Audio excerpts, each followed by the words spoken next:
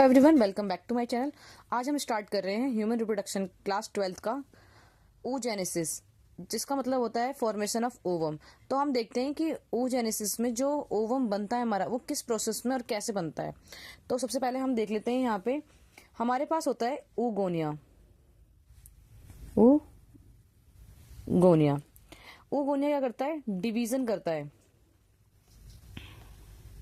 तो डिवीजन करने के बाद, डिवीजन भी कौन सी प्रोसेस के थ्रू करता है? ये माइटोटिक डिवीजन करता है। माइटोटिक डिवीजन इट मीन्स कि जब हमारा सेल दो पार्ट में डिवाइड हो जाए, इट मीन्स कि जैसे मान लो ये पेरेंट सेल है और उसका जो डॉटर सेल बनेगा बिल्कुल सेम हूबहू इसके जैसा बन जाएगा। तो जो हमारा सेल फिर आके बनता है उसको बोलते हैं हम प्राइमरी oocyte। क्या बोलते हैं हम उसको? Primary oocyte। तो जो हमारा माइटोटिक फेज होता है ना, इसमें हमारे चार फेज होते हैं: prophase, metaphase, anaphase and telophase. तो ये हमारे पास चार फेजेस होते हैं यहाँ पे, ये prophase, metaphase, anaphase and telophase. तो जो हमारा प्रोफेज होता है ना, प्रोफेज में हमारा क्या होता है? जो प्राइमरी oocyte होता है, ये यहाँ पे आकर के टेम्परेरी अरेस्ट हो जाता है। ये टेम्परेरली अरेस्ट हो जाता है, अरेस्ट हो जाता है। देन उसके बाद जो हमारा प्राइमरी oocyte होता है, तो इससे फिर हमारा बनता है, इसके ऊपर ना हमारे जो प्राइमरी oocyte है, ये वाला प्राइमरी oocyte है, इसके ऊपर क्या हुआ? ग्रेनुलोसा की लेयर लग जाती है। तो यहाँ पे क्या होता है? ये ग्रेनुलोसा की, तो ग्रेनुलोसा की लेयर लग जाती है, सेल्स की लेयर आके इसके ऊपर लग जाती है। तो ये हमारा बन जाता है प्राइमरी फॉलिकल। इसको बोलते हैं हम प्राइमरी फॉलिकल। पर जो उसके अंदर है ये हमारा प्राइमरी oocyte है, और जो उसके ऊपर लेयर है वो ग्रेनुलोसा की लेयर है, जिसको हमने बोला प्राइमरी फॉलिकल। देन उसके बाद हमारा क्या होता है कि जो हमारा प्राइमरी oocyte होता है, इसके ऊपर और हमारी ग्रेनुलोसा की लेयर आके ऐसे लग जाती है। तो इसको हम बोलते हैं मोर, जो ग्रेनुलोसा सेल्स की जो लेयर होती है वो आकर के फॉर्म हो जाती है यहाँ पे आकर के।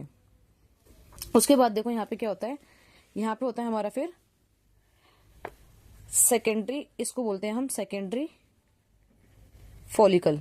इसको बोलते हैं हम सेकेंडरी फॉलिकल।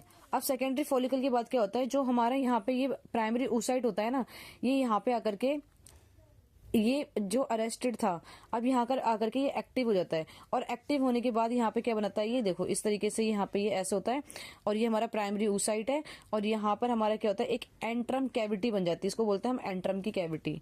ठीक है, ये होती है हमारी एंट्रम कैविटी।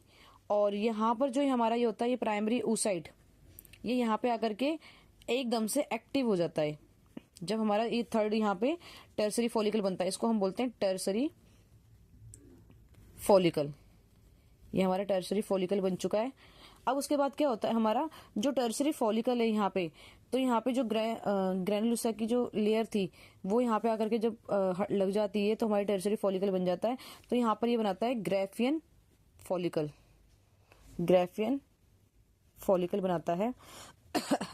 अब ग्राफियन फॉलिकल के अंदर क्या होता है हमारा? यहाँ से बनता है हमारा जो प्राइमरी oocyte था, अब वो दो पार्ट में डिवाइड होगा। एक तो बनाएगा हमारा सेकेंडरी oocyte, क्योंकि अब ये यहाँ पे एक्टिव हो चुका है। पहले यहाँ पे देखो, जो प्राइमरी oocyte था वो जब वो डिवीजन करता है, मतलब माइटोटिक डिवीजन की जो प्रोफेज होती है, यहाँ पर ये टेम्परेरली अरेस्ट हो जाता है। पर यहाँ पे ग्रेनुलोसा की लेयर लगती है, जिसको हमने प्राइमरी फॉलिकल बोला। देन उसके बाद हमारे पास यहाँ पे क्या होता है कि और लेयर आकर के लग जाती है ग्रेनुलोसा सेल्स की, तो उसके बाद हम इसको क्या बोलते हैं? Secondary follicle. फिर उसके बाद हमारी जो टर्सरी फॉलिकल होता है, जिसमें कि हमारी जो प्राइमरी oocyte होता है, तो ये डिवाइड होता है। एक तो सेकेंडरी oocyte बनाता है ये, और ये बिग होता है, बड़ा होता है ये। और दूसरा बनाता है हमारा ये पोलर बॉडी।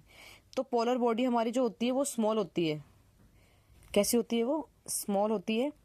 तो ये आगे जाके डीजनरेट हो जाती है, डीजनरेट हो जाती है। और जो हमारे पास सेकेंडरी oocyte होता है, वो हमारे फिर आगे क्या होता है? इसके ऊपर आकर के और जो लेयर लग जाती है उसको हम बोलते हैं जोना लूसिडा की जो लेयर होती है वो लग जाती है। और ये फिर आगे चल करके ये क्या होता है?